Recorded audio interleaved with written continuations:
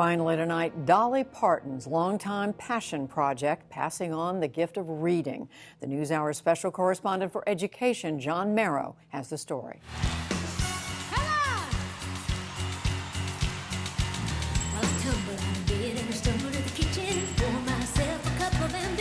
Most of you are probably familiar with Dolly Parton, but to some, Parton is more than a country music star. Everywhere I go, the kids call me the book lady. She wants to read it now. The book lady? It's not surprising to these children. I love reading books. Reading is my favorite thing. My favorite was Tortoise and the Hare. No, David, and David goes back to school. Where did the books come from? Dolly Parton. Dolly Parton. Dolly Parton sent me the books. In 1996, Dolly Parton created what she calls the Imagination Library to send free books to homes like this one. I like this one because it reminds me of my grandma. If she hadn't had those books, she wouldn't have had anything until she started kindergarten. Madeline and her great-grandmother, May Lee Barker, live in Pigeon Forge, Tennessee. Maddie was very quiet when she was little because she just moved around so much. She would always either have to be with her mother or her father. Yeah. And I think the books, she carried them with her a lot of times. I mean, that was hers. She had something that she could call hers. The little girl has a great imagination like me.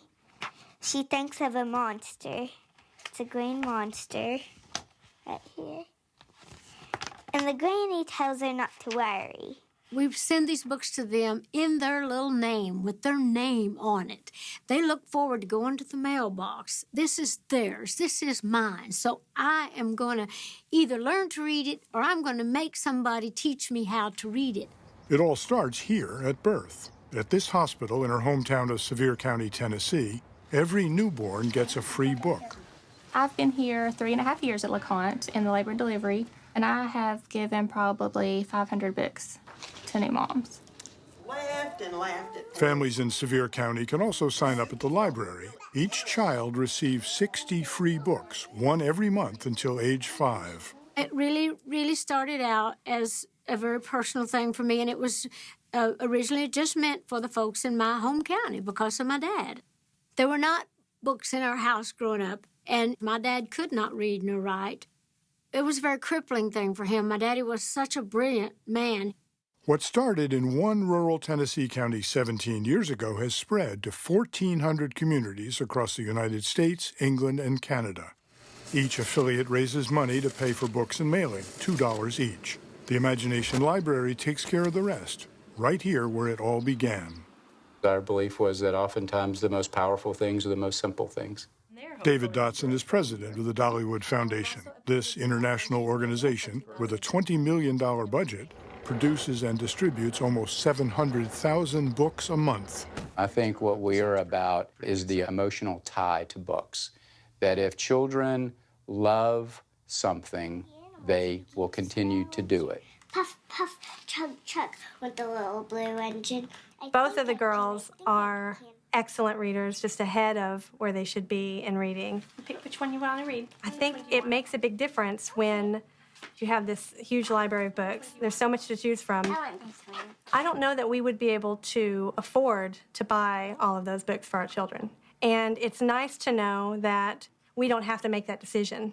We don't have to choose between a book and something else for the kids. That just comes to our mailbox.